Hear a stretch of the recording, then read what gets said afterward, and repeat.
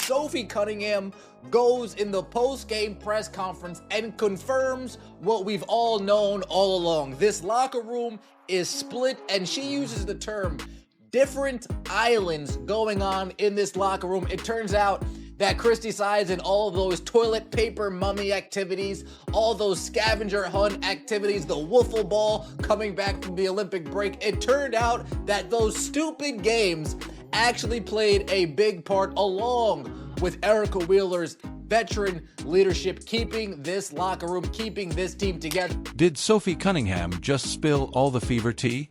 Apparently, that locker room is split like a bad wig, and the front office is out here playing hide-and-seek with accountability. Who's beefing? Who's fake smiling? Why does it feel like a reality show filmed at halftime? Grab your popcorn, because this drama's got more twists than a soap opera in overtime. Sophie didn't just talk, she lit the match, and now the whole building's smoky. Let's dive in before someone accidentally deletes their socials. What is going on with the Indiana Fever? Is tensions mounting?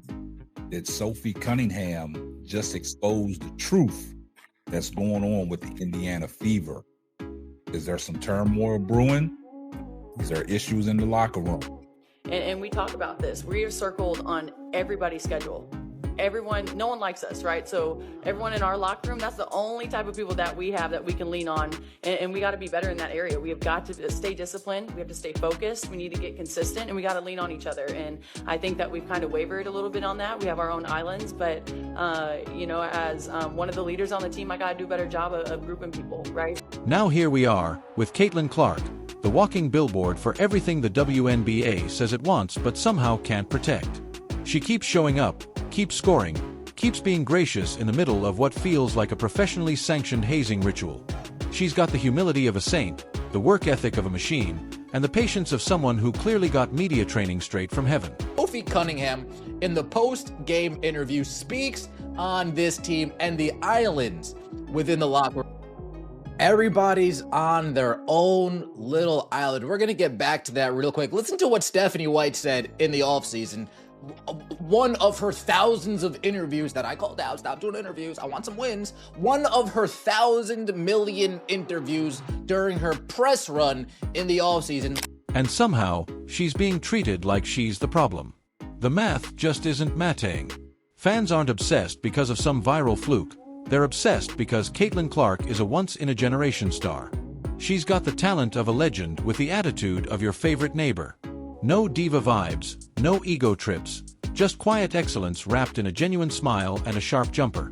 Really interesting comments from Sophie Cunningham. And yes, you kind of have to read between the lines a little bit, but I also think it is a pretty clear admission, just without detail, of what has been going on with the Indiana Fever this season. And it is not good at all. It makes it really, really difficult for teams to put together winning performances when you have all of this going on. And no, I'm not even talking about the distraction of Caitlin Clark and her injury and other things, although that plays a part as well. But she also does make a comment that I think is important in terms of who the Indiana Fever are as a team and how that makes things more difficult as well. So I want to take a listen.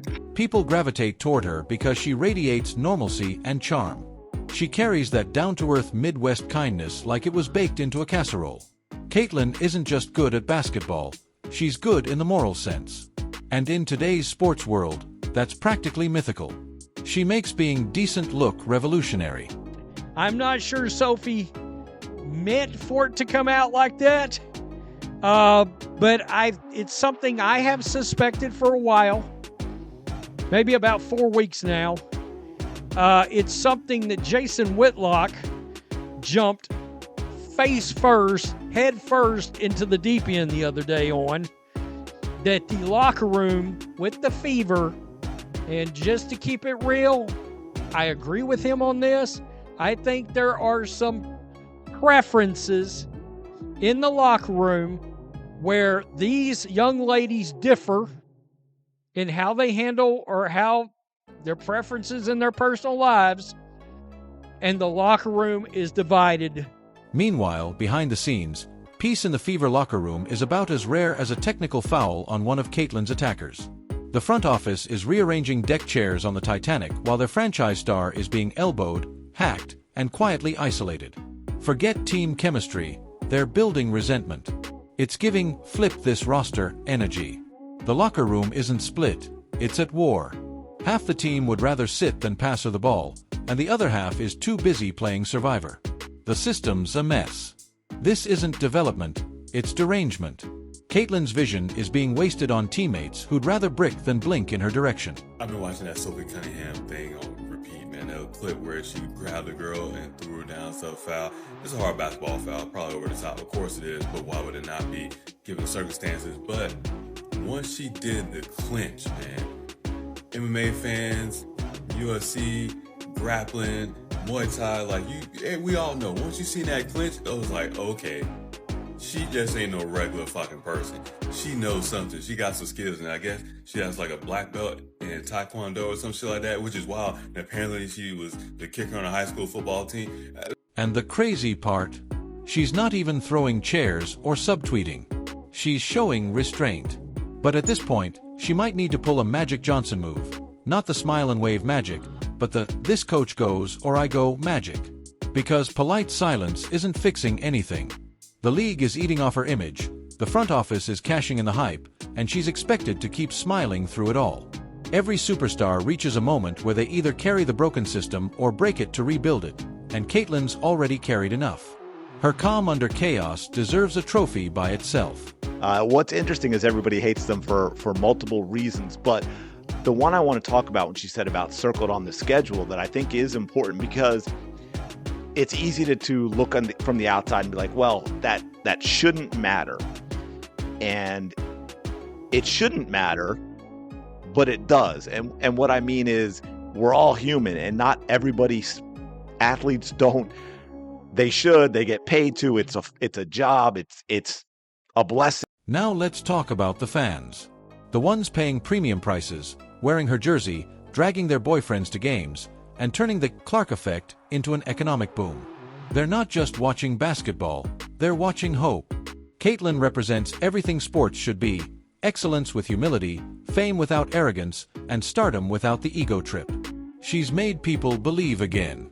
But the league, benefiting from her glow-up, refuses to protect her. And please, don't hit us with that rookie excuse.